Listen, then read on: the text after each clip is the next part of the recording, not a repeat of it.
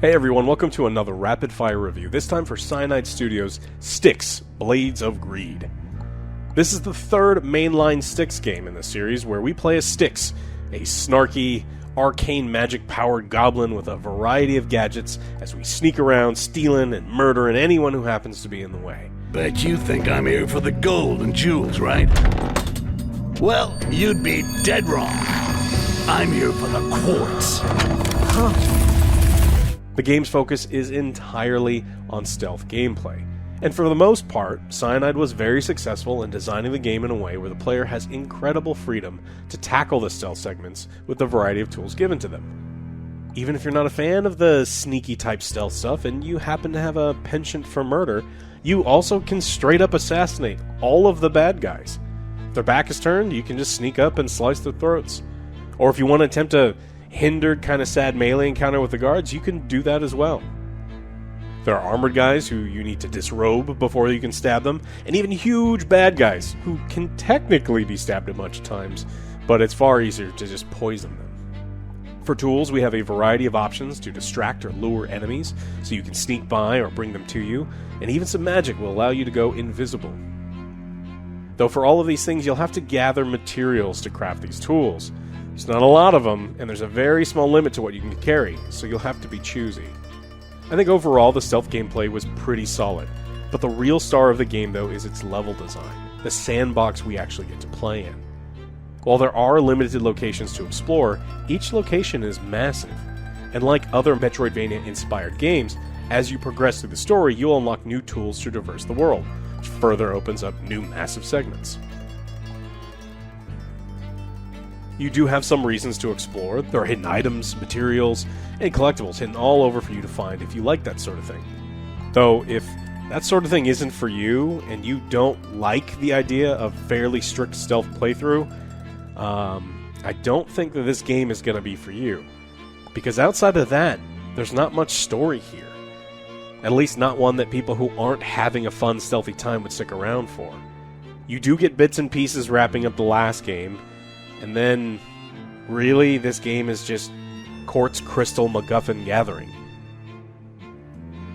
From time to time, you get some fun and snarky lines from Styx as he talks to himself during your run. Just remember, kids, it's not about doing it. It's about getting away with it.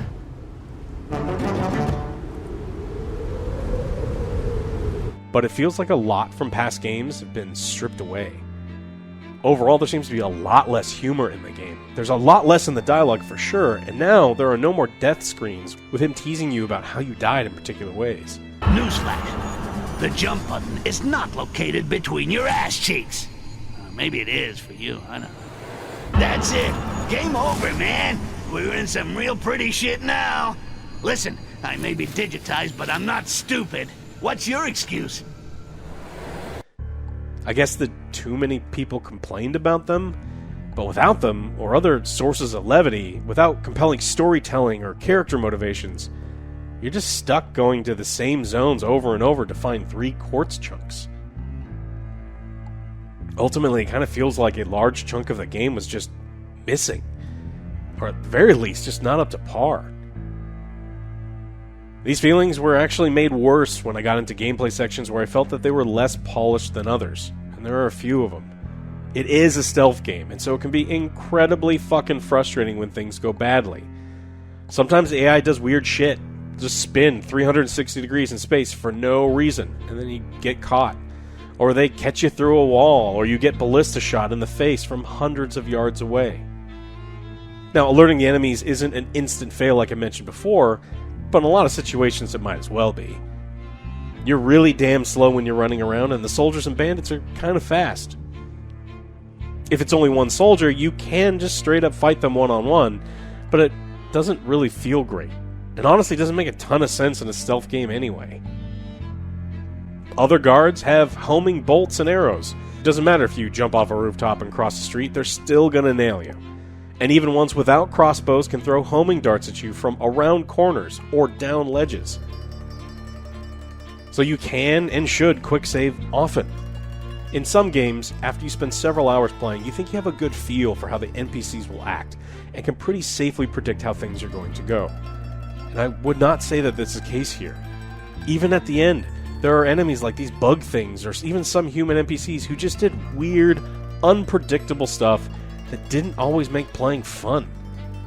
So I just brute force through these sections, ignoring all of the game's intentions of sneaking about, using gadgets and magics, and I would just sprint through, skip large and I imagine difficult parts because I just didn't want to fucking deal with it. The rest of the time, it's not a particularly challenging stealth game, which meant two things for me.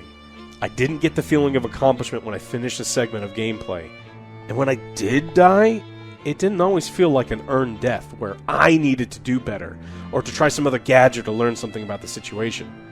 It was more of a situation to eye roll or scratch my head where you just wondered, how did something like this get through beta testing? Look, I did enjoy some of my playthrough with Styx, but the rest of the time, unfortunately, I found myself annoyed.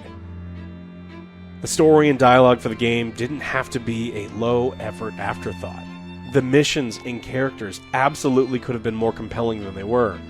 And while I do feel that there is a great self-foundation here in the game, and exceptional map design, as a completed piece, it just felt underutilized and undercooked.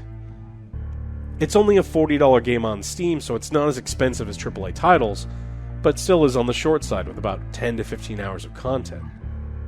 So in the end, with all these things considered, it felt like a mediocre game, a 5 out of 10 game.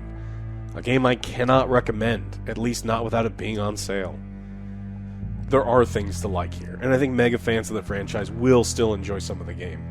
But for me, it wasn't nearly enough to make up for its other shortcomings. Those dirty Inquisition are like cockroaches, always in the wrong place.